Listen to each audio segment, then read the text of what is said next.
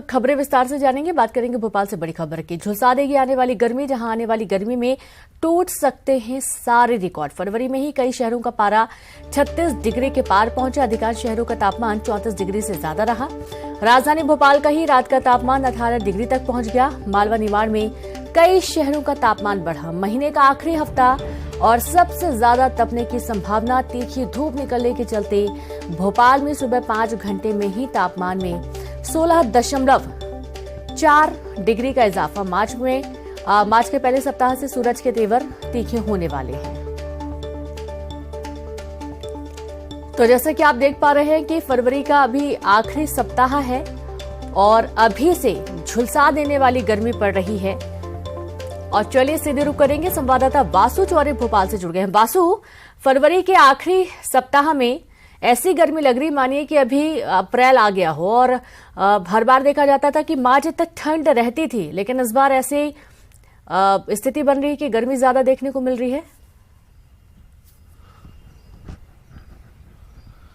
निश्चित तौर पर देखिए, सूर्य के उत्तरायण होने के बाद ही, यानी कि मकर संक्रांति के त्योहार के बाद से ही लगातार धीरे धीरे तापमान में जो इजाफे का सिलसिला था वो शुरू हो गया है। और फरवरी का अंत आते आते, यानी फरवरी लास्ट वीक तक भोपाल समेत मध्य प्रदेश के अधिकतर जिलों में जो तापमान है वो 32-33 डिग्री के ऊपर जा पहुंचा है। यानी कि ये कहना गलत नहीं होगा कि अब गर्मी के सीजन ने दस्तक दे दी है। भोपाल में कई जगहों पर नींबू पानी, गन्ने के रस के जो दुकानें हैं वो भी खुलने लगी हैं। और इससे साफ होता है कि लोगों को अब अपना गला तर करने की जरूरत पड़ने लगी है, क्योंकि देखिए जैसे ही दिन निकलता है धीरे धीरे सूरज के तेवर इतने तीखे हो जाते हैं कि रात के और दिन के तापमान में 16 डिग्री तक का जो अंतर है वो साफ तौर पर दिखाई देने लगा है। और मौसम वैज्ञानिकों ने पहले ही अनुमान जता दिया था कि इस बार जो गर्मी का मौसम है वो थोड़ा सा जल्दी शुरू हो सकता है। अमूमन जिस तरीके का टेम्परेचर मार्च के शुरुआती हफ्ते में या मार्च के सेकेंड वीक में देखा जाता था, वो टेम्परेचर अभी बना हुआ है। जो मौजूदा समय में सामान्य अधिकतम तापमान चल रहा है वो 4 से 5 डिग्री तक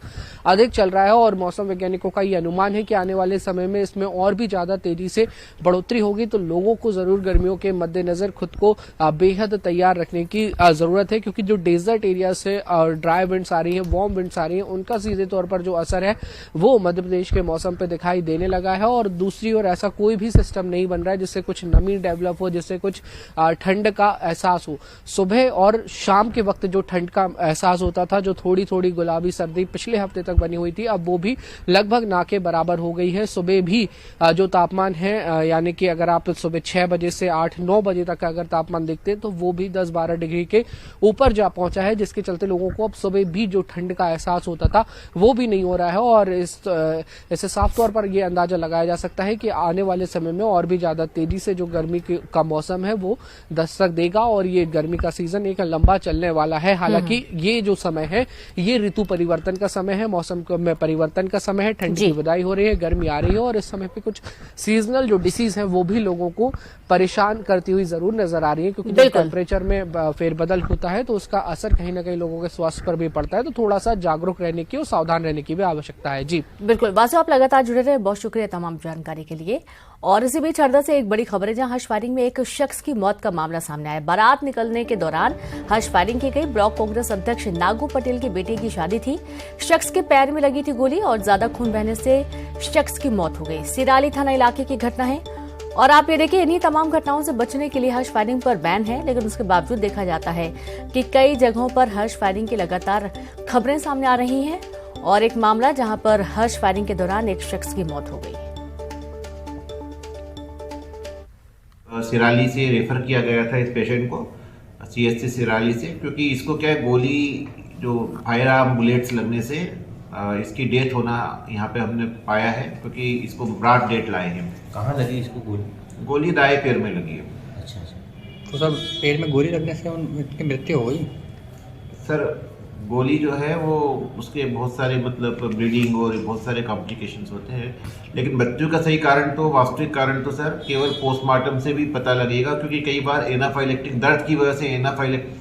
और चलिए शुरू करेंगे हरदा से संवाददाता प्रवीण तंवर जुड़ गया। प्रवीण, इसीलिए रोक है ताकि कोई दुर्घटना न हो, खुशियां मातम में तब्दील न हो, और हर्ष फायरिंग पर पूरी तरीके से बैन है, लेकिन फिर भी ऐसी खबरें सामने आती हैं। पूरा मामला बताएं।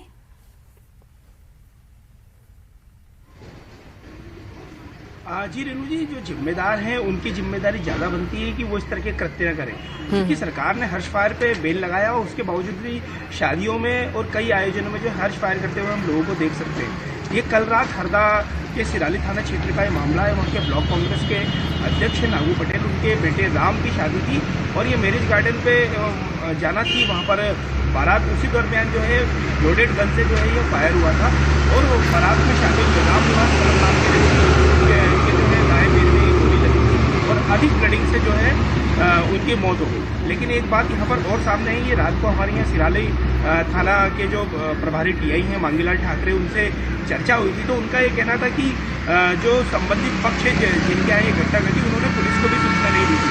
हॉस्पिटल से जो है मेमो आया, उसके बाद ही उन्हें इस घटना का मालूम चला। फिलहाल पुलिस ने जो है यहाँ पर सिटी कोतवाली थाना क्षेत्र में मर्ग कायम किया उसकी मजबूत से चली और कैसे चली, इस बात को लेकर। शुक्रिया आपका प्रवीण तमाम जानकारी के लिए। तो ये पूरा मामला सामने आया, इस पर एक्शन लिया जाएगा, ऐसी बात सामने आई है। और अब धार से खबरें, जहां तेज रफ्तार बोलेरो ने मारी बाइक को टक्कर, सड़क हादसे में 4 लोगों की मौत हो गई। महिला, पुरुष और 2 बच्चों की मौत हुई। कुक्षी के पास ग्राम लोंगसेरी की घटना सामने आई है। तो खबर धार से, सड़क हादसे में मौत का मामला सामने आया है और इस पूरे घटनाक्रम के दौरान तेज रफ्तार बोलेरो ने बाइक सवार को टक्कर मार दी। हादसे में 4 लोगों की मौत हो गई।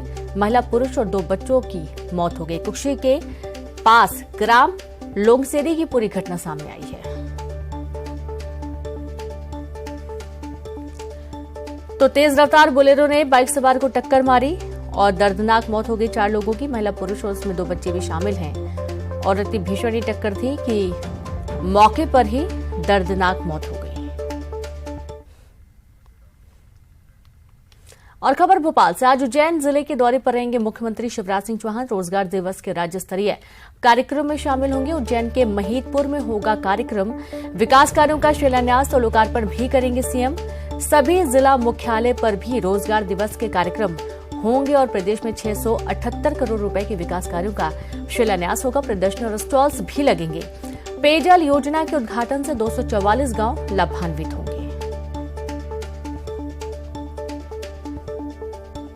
और संवाददाता वासु चौरे जुड़ गए। वासु, आज उज्जैन के महिदपुर का दौरा है सीएम का।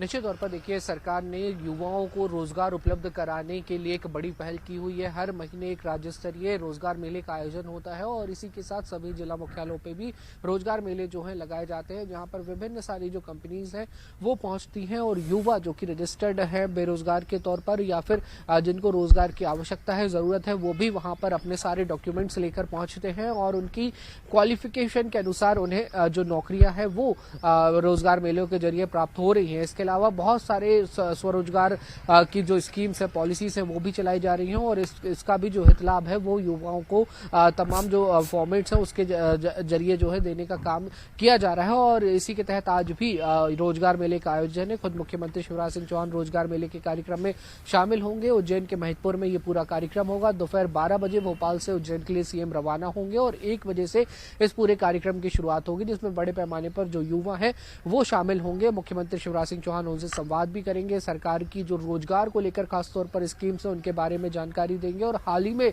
मध्य प्रदेश में जो ग्लोबल इन्वेस्टर समिट हुआ था उसके तहत जो करार किए गए हैं उनसे जो आने वाली कंपनीज हैं जो अपने उद्योग स्थापित करेंगी और जिससे बड़े पैमाने पर यह दावा किया जा रहा है कि रोजगार प्रदेश के युवाओं को मिलेगा, उसके बारे में भी सीएम जानकारी देंगे। और वहीं किस तरीके से युवा खुद का व्यवसाय कर सकते हैं, उद्योग लगा सकते हैं और खासतौर पर एमएसएमई उद्योग कैसे लगा सकते हैं, इस पर भी कहीं ना कहीं सरकार का जोर देखने को मिल रहा है। तो इन तमाम जो योजना है उनका प्रचार प्रसार किया जाएगा। और पहले भी देखा गया है, ये मुख्यमंत्री शिवराज सिंह चौहान ने अधिकारियों को या मंत्रियों को साफ तौर पर स्पष्ट निर्देश दिए हैं कि प्रदेश में ज्यादा से ज्यादा लोगों को रोजगार दिया जाए। खुद सरकार 1 लाख सरकारी पदों पर भर्ती अभियान चलाकर देने का काम कर रही है और इसके अलावा प्राइवेट सेक्टर में, पब्लिक सेक्टर में और स्वरोजगार के लिए भी जो ऋण देने का काम है वो सरकार की ओर से किया जा रहा है। तो उम्मीद यही है कि जो रोजगार मेले के कार्यक्रम है वो सफल रहे और ज्यादा से ज्यादा प्रदेश के युवाओं को रोजगार मिल सके। और इसके अलावा करीब 750 करोड़ रुपए के जो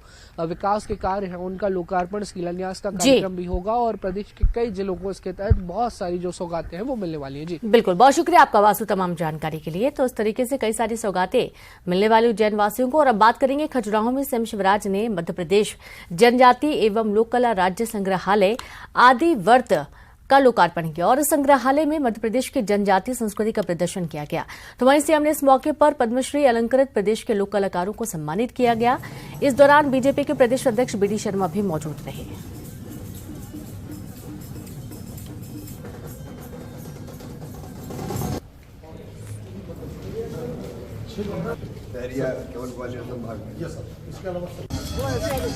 पीछे हो, पीछे आगे ना।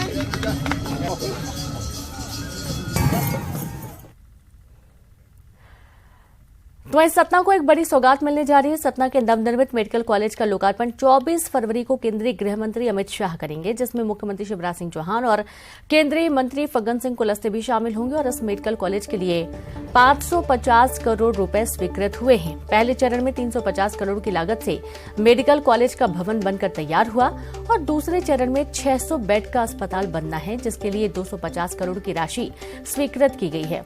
जल्द अस्पताल का निर्माण होगा, जिसके लिए स्थल का चयन हो चुका है। और इस मेडिकल कॉलेज में 19 फैकल्टी होंगी, जिसमें 75 डॉक्टरों की भर्ती हो चुकी है। 1589 दूसरे पद सरकार ने स्वीकृत कर दिए हैं। लोकार्पण कार्यक्रम में एमपी के चिकित्सा शिक्षा मंत्री कैलाश विश्वास सारंग, गृह मंत्री नरोत्तम मिश्रा, मीना सिंह, राम खिलावन पटेल और विजय शाह सहित कई बड़े नेता भी शामिल होंगे। प्रोजेक्ट 550 करोड़ का प्रोजेक्ट है और 350 करोड़ में मेडिकल कॉलेज का बिल्डिंग, छात्रावास, अध्ययन रूम सारा कुछ तैयार हो चुका है। हॉस्पिटल सेकंड फेज में है, तो 250 करोड़ की बननी है 600 बेड का, उसके लिए जगह सुरक्षित है और ये पूरी तरह से बनकर के तैयार है। 24 तारीख को इसका विधिवत लोकार्पण हो रहा है। एमपी में बेरोजगारों के लिए एक अच्छी खबर है, जहां बिजली कंपनियों में 453 पदों पर होगी भर्ती। 24 फरवरी को जारी होगा विज्ञापन। असिस्टेंट इंजीनियर, जूनियर इंजीनियर और दूसरे पदों पर होगी भर्ती। 24 फरवरी से 16 मार्च तक ऑनलाइन आवेदन हो सकेंगे।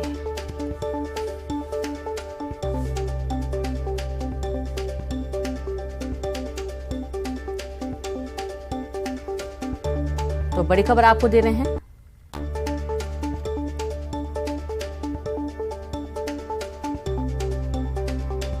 एमपी में बेरोजगारों के लिए एक अच्छी खबर है, जहां अब बिजली कंपनियों में 453 पदों पर भर्ती होगी। 24 फरवरी को विज्ञापन जारी होगा और 24 फरवरी से 16 मार्च तक ऑनलाइन आवेदन हो सकेंगे। असिस्टेंट इंजीनियर, जूनियर इंजीनियर और दूसरे पदों पर भर्ती की जा रही है। खबर मंदसौर से, जहां पर नगरी कस्बे में विकास यात्रा का भारी विरोध देखने को मिला है। बीजेपी विधायक यशपाल सिंह सिसोदिया और जिला अध्यक्ष नाना लाल अटोलिया नगरी कस्बे में विकास यात्रा को लेकर पहुंचे और तो कुछ ग्रामीणों और कांग्रेसी विरोध किए और नारेबाजी करने लगे। देखते ही देखते जबरदस्त हंगामा हो गया। मौके पर पुलिस बुलानी पड़ी। पुलिस ने बल प्रयोग कर हंगामा कर रहे लोगों को हटाया और 2 लोगों को हिरासत में ले लिया। हंगामा बढ़ता देख वहां से विकास यात्रा दूसरे गांव के लिए रवाना हो गई। नगरी कस्बा भाजपा के जिला अध्यक्ष नाना लाल अटोलिया का गृह गांव है। जानकारी यह भी मिली कि हंगामे में भाजपा जिला अध्यक्ष नाना लाल अटोलिया के कपड़े फट गए।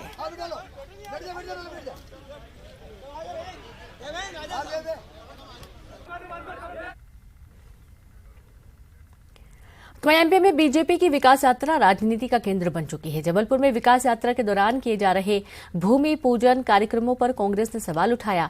नगर निगम के महापौर जगत बहादुर अन्नू का कहना है कि जबलपुर में बीजेपी जो विकास यात्रा निकाल रही है, उस विकास यात्रा के दौरान किए जा रहे भूमि पूजन निराधार है। महापौर का आरोप है कि जिन विकास कार्यों का भूमि पूजन बीजेपी के पदाधिकारी कर रहे हैं,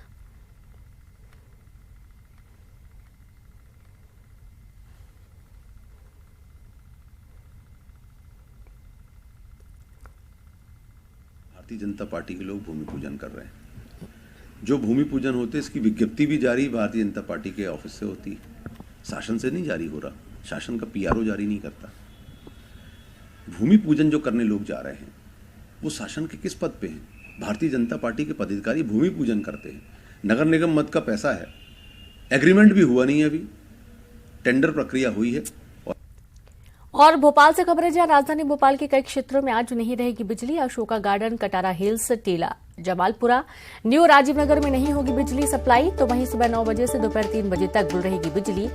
बिजली कंपनी के मेंटेनेंस के काम के चलते नहीं रहेगी बिजली।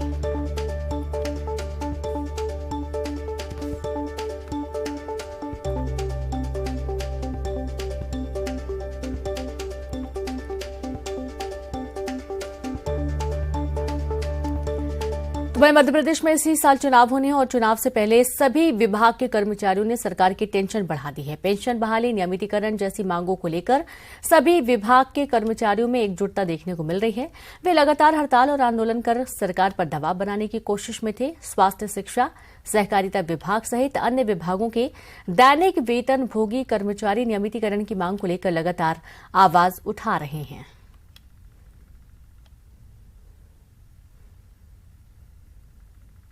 परंपरा समाप्त करनी चाहिए कि चुनाव का साल है तो हड़ताल वर्ष इसको बना दें, क्योंकि मुख्यमंत्री शिवराज सिंह चौहान जी ने और भाजपा की सरकार ने लगातार हर एक के कल्याण के लिए, हर एक वर्ग को साधन और संपन्न बनाने के लिए अपने प्रयास किए हैं, लगातार प्रयास हुए हैं। देखिए रंजना जी, वास्तविकता है कि मध्य प्रदेश से भारतीय जनता पार्टी की सरकार जैसे बनी है, कर्मचारियों के हितों में कोई काम नहीं हुआ है। आज भी आप देखिए किसी भी कार्यालय के अंदर लोग नहीं मिलेंगे आपको, आउटसोर्सिंग मिलेंगे, ठेके मिलेंगे, मंत्रियों के स्टाफ के पर्सनल लोग मिलेंगे। इस तरह से कर्मचारियों का अन्याय हो रहा है।